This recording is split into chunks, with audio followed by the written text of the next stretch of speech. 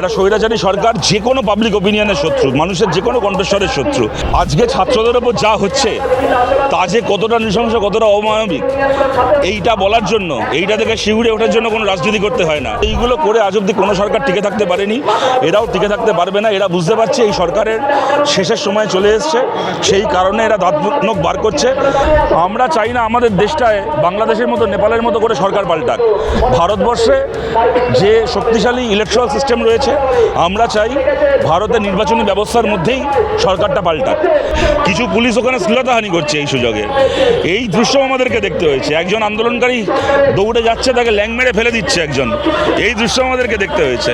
সুতরাং এই ধরনের এলিমেন্টদের ফোর্সের মধ্যে থাকা মানে সেই ফোর্সের যে নিরপেক্ষতা, সেটাকে নিয়ে প্রশ্ন উঠে যাচ্ছে। দেখবেন, একটু খেয়াল রাখবেন, ফাইলগুলো খোলার আগে দেখে নেবেন কোন ফাইলে আপনার নাম আছে। ভুল করে নারদার ফাইলটা খুলে ফেললে আপনার পাজামার দড়ি খুলে যাবে। দেখুন, ওরা বলেছিল স্মার্ট মিটার লাগাবে, আমরা বলেছিলাম আন্দোলন করব। এখন সেটা শুনে উনি বললেন স্মার্ট মিটার লাগাবেন না, তাহলে হাওয়াটা কার টাইট হলো? উনি যদি না লাগান মিটার, তাহলে আমরা করবো না আন্দোলন। কি টাকা বলেছে, অদ্ভুত কথা। তা আপনি তো তৃণমূলে থাকতে 10 বছর খুললেন, এখন বিজেপিতে গিয়ে খোলা শখ হচ্ছে, খুলুন। দেখবেন, একটু খেয়াল রাখবেন, ফাইলগুলো খোলার আগে দেখে নেবেন কোন ফাইলে আপনার নাম আছে। ভুল করে নারদার ফাইলটা খুলে ফেললে আপনার পাজামার দড়ি খুলে যাবে। কয়েকদিন ধরে পুলিশের যেভাবে দিল্লিতে পুলিশের যেভাবে বলবেন।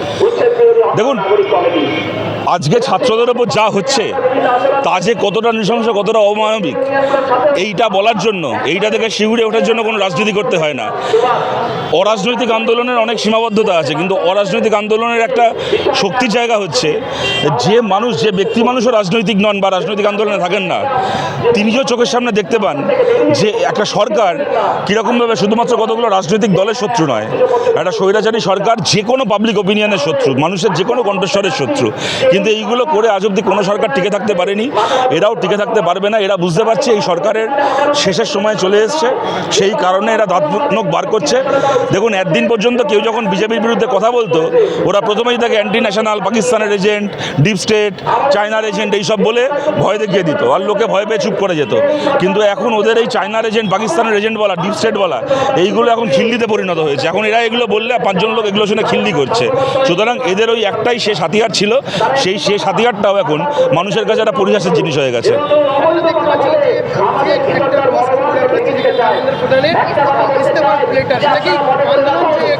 আমরা জানি না, কিন্তু আমরা আশা করছি খুব শীঘ্রই না সত্যিকারের ইস্তফার পত্রটাও চলে আসবে, দেখতে পেয়ে যাবো।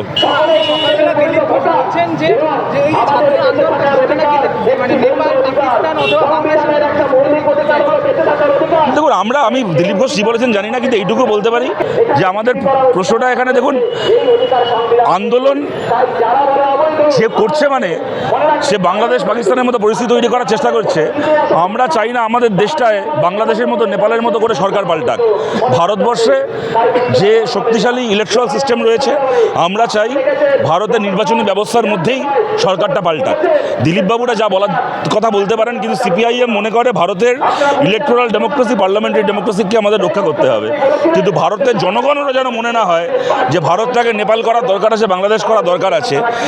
সেটা নিশ্চিত করার জন্য এইটাও নিশ্চিত করতে হবে যেন ইলেকট্রাল ডেমোক্রেসিটা ন্যায্য থাকে, ফেয়ার থাকে।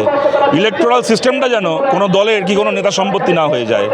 পাকিস্তান, বাংলাদেশ, নেপালে গণতান্ত্রিক নির্বাচনী ব্যবস্থা ভেঙে পড়েছিল বলেই দেশটাতে অ্যানার্কি এসেছিল। ভারতের ইলেকশন কমিশনের নিরপেক্ষতা, ভারতবর্ষের পার্লামেন্টারি ব্যবস্থার নিরপেক্ষতা বজায় থাক, তাহলে ভারতবর্ষ কোনোদিন পাকিস্তান, বাংলাদেশ, নেপাল হবে না। ভারত ভারতই থাকবে। শুনতে পাচ্ছি না।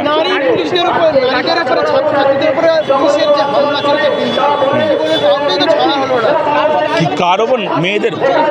না, হাসছে পুলিশরা মহিলাদের শরীরের মানে এমন এমন জায়গা টার্গেট করে লাঠির খোঁচা দিচ্ছে, বোঝা যাচ্ছে যে কিছু পুলিশ ওখানে শ্লীলতাহানি করছে এই সুযোগে।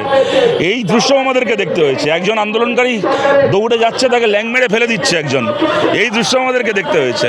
সুতরাং এই ধরনের এলিমেন্টদের ফোর্সের মধ্যে থাকা মানে সেই ফোর্সের যে নিরপেক্ষতা, সেটাকে নিয়ে প্রশ্ন উঠে যাচ্ছে। সুতরাং ভারতবর্ষের ফোর্স যারা আছেন, যারা সরকারি যে ফোর্সটা রয়েছে, যা পুলিশ হতে পারে কি যে কোনো কোনো ফোর্স হতে পারে, তাদেরও যাতে নিরপেক্ষতা স্যাংটিটি রক্ষিত হয় তার জন্য এরকম দুধেই 1-2 ফোঁটা চোনা যদি কোথাও থেকে থাকে তাদেরকে চিহ্নিত করা উচিত, এই 1-2 পচা আলুকে চিহ্নিত করা উচিত, যাতে করে কিনা এই ফোর্সের স্যাংটিটি কোনো জায়গায় কম্প্রোমাইজ না হয়ে যায়।